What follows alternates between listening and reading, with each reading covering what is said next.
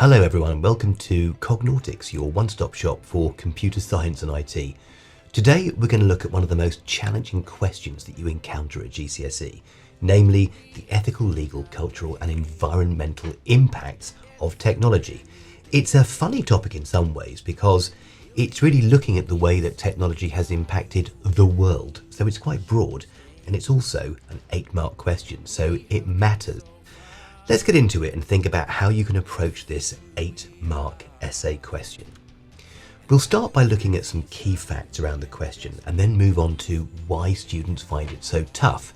We'll have a quick look at the mark scheme and think about what the markers are looking for in this paper, and then think about how you can prepare for it. We'll make a battle plan and then we'll walk through and talk through an actual question. So some key facts. This question, if it appears in the exam, which it probably will do, is worth 8 marks out of 80 on paper 1. So you can probably allow yourself up to about 10 minutes for this question, and many students don't do that, they tend to rush through it. So this is worth, for each paper, on paper 1, this is worth 1 entire grade boundary. And in fact, if you look at the raw marks section at the bottom there, you can see that grade 7 is 56 marks out of 80, and grade 8 is 62. So actually 6 marks for a grade boundary, and this question's worth 8. So it's worth taking a bit of time over and thinking about how you can approach it to maximize your marks. It's a difficult question. They tend to rate their questions as low, medium or high level of difficulty. This one is a difficult question, and it's generally poorly answered.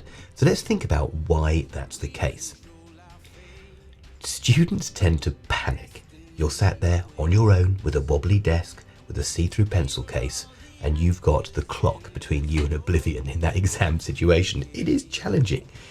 And people tend not to plan. There's no strategy or planning. They just start writing, look at the question and start writing straight away. They generally don't give sufficient time to answer the question properly, usually taking 5 or 6 minutes maybe to answer it, but it needs more time.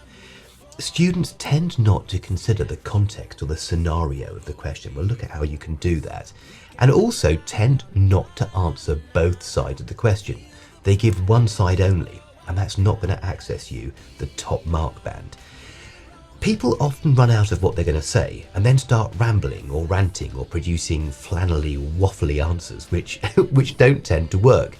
And once words like furthermore and hitherto start to appear, you know that you're going down the wrong track. And that poor structure is really the cause of a lot of these issues.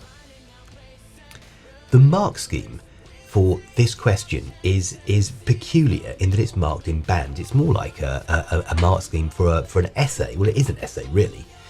And to hit that top mark band, because you've got the mark band that sits between 5 and 8 or 6 and 8 marks, and then you've got a middle, and then you've got a sort of lower band of marks. To hit that top band, they want a thorough answer where you've answered all the key sort of points as paragraphs ideally, where you've actually mentioned the scenario or the context and brought it into your answer.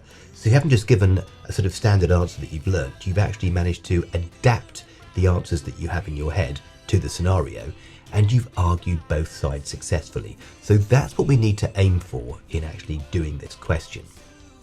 Let's look at preparation first of all, because you do have to prepare for this.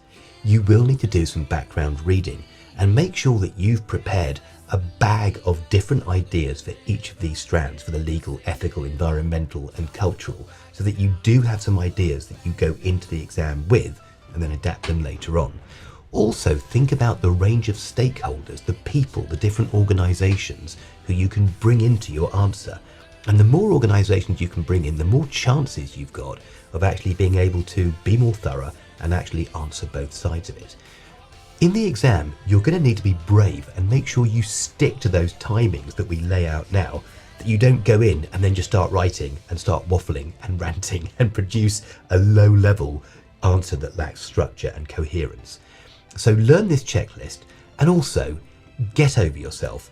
If this is not the time for you to start preaching from the mountaintop about the evils of multinationals. Yes, you can mention that in your answer, but no one cares what you think. They want to know that you understand both sides of an argument. Leave your political life for later on. Just argue both sides of the answer. That's the important thing here. All right, the battle plan. Now, this looks like an awful lot to think about, but actually, you just need to make sure that you've included all of these elements. This is your checklist when you actually come to do the answer. Now, in terms of timing, let's say you've got 10 minutes for this. That last part, writing, should take you about 4 minutes, 4 or 5 minutes. So parts 1 to 8 will take you about 5 or 6 minutes. And 4 minutes will be more than long enough, 4 or 5, to get your written answer down. Because by that stage, all you're doing is copying out your plan. So you'll start off by reading the question, by highlighting the key points, by refining the question so you've really got it down to its most concise, coherent explanation of what it is you need to do. So it's really distilled. And then you're going to divide that question up into the legal, ethical, moral, and so on. So you've got your paragraph headings. Do your brainstorm to generate your ideas, and then the ideas you come up with, categorize them and link them back to the paragraph headings that you've got. Number 7, we're going to link it back to the scenario to make sure that you've actually mentioned the scenario to demonstrate that you can actually adapt your answers to fit the scenario that they brought up or the context. Then make sure you've argued both sides, and then you write it out. So that's the grand plan, the 9-point battle plan, and that's what you need to go into this exam armed with. So there we have it. There's your 9-point battle plan. I know it looks complicated going into an essay question with all these things to remember, but it's really about being strategic and making sure you cover off all the bases to hit that top boundary, which I think is well within your grasp. So in the next video, we're going to do the walking, talking question and actually go through a question using all of these 9 stages. But I thought I'd leave you with the question itself so that you can prepare yourself. So in this question, we have Cognautics Limited, who design self-driving electric cars. And they've created a taxi, an e-taxi if you like, that can do the work of 5 taxis at half the cost of their manned petrol counterparts. Discuss the environmental, legal, cultural, and guess what, ethical implications of this development. So I've written this question, but it contains many of the elements that you find across all of these styles of questions. In the next video, we will go through this question in detail. But don't forget, if you want to find out about what you can put into this question, you can look at the video link just up there. I hope you enjoyed this video. Don't forget to like and subscribe if you want to be the first to see the new content. Bye bye.